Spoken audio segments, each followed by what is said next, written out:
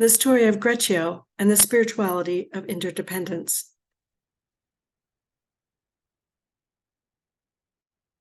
The story of Greccio is well known in Franciscan circles, so well known that we might refer to it in shorthand, like I've just done, as the story of Greccio. Or we might refer to it as the first living nativity, or even we might add Francis's name, the story of Francis in the living nativity. But if we want to use this story in our ministry, in homilies or in reflections for a retreat, or even just to tell the story to someone who hasn't heard it before, we need to live into the story deeply enough to tell it in our own words and to bring out the relevance for the people that we're addressing.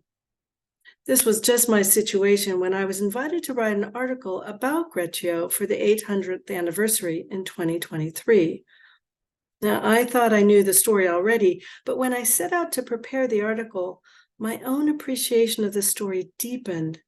I'd like to share with you my method of preparation with you and tell you some of the highlights of the story before I close with an invitation for you.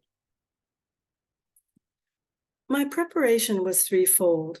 First, I read and reread Celano's account of the Christmas of 1223 several times. You'll find this account in Francis of Assisi Early Documents, which is available both in hard copy and online in franciscantradition.org. In addition to reading and rereading Celano's text, I also looked up all of the references to Greccio in the early documents and discovered a connection between Francis and the people of Greccio that I hadn't been fully aware of. After that, I reflected deeply on all of these passages and brought all of this into prayer. Now, as a historian, I knew I also wanted to understand the story within the context of Francis's life. In 1223, Francis was a disappointed and troubled man. We know that upon his conversion, which had begun at least 15 years prior, he had sought to live in the footsteps of Jesus and to take up his life grounded in the Gospels. His vision and model had become so popular, his movement grew in numbers, so that by 1220, the order had grown beyond his own capacity to administer.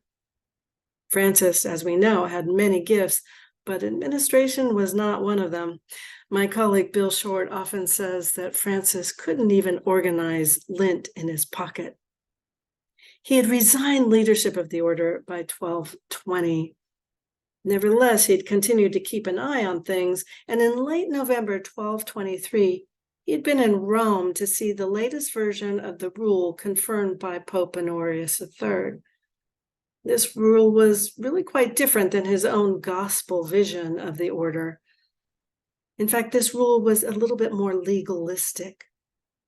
While the confirmation was cause for celebration by many, Francis was dismayed, dejected, even disappointed. As he made his way back to Assisi after the confirmation in late November, he was traveling through the Rieti Valley. He stopped in at Greccio, not because it was convenient. It wasn't. It remains challenging to get to. But Francis had been inspired by the deep faith of the people of Greccio. They had inspired him just as he had inspired them. So he went there for consolation, for solace, for community. Upon arrival, he met up with his good friend John, or Giovanni Vallita, a nobleman who had given up great honors of the world to live according to the Gospels.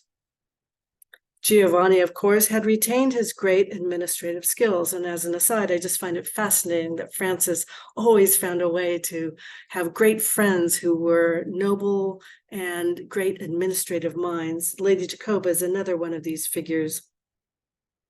Anyway, so when Francis suggested to John that they recreate the scene of the birth of Jesus, John or Giovanni knew just what to do.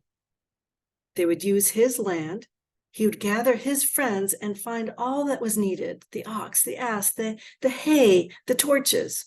They would also spread the word around the village and around the region.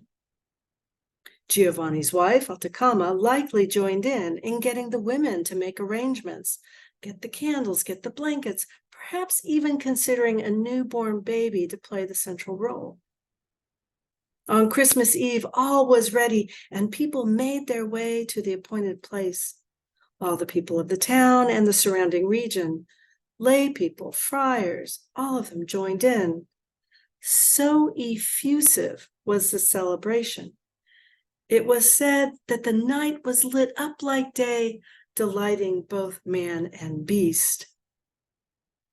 But even more, the forest amplified the cries, and the boulders echoed back the joyful crowd.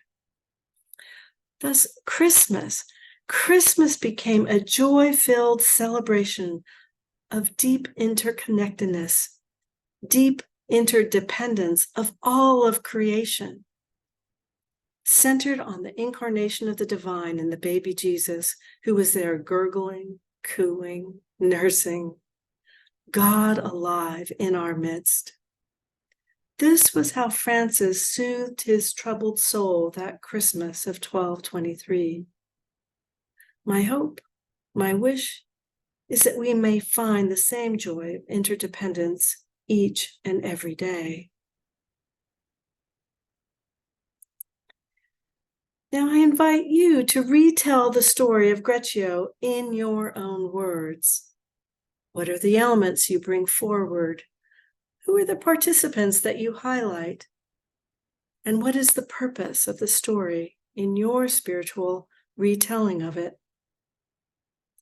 I also invite you to reflect on these questions. What stories from the tradition or from your life that you tell? And what do they reveal about you and your spirituality? And how do you experience interdependence with other people? How do you experience interdependence with the natural world?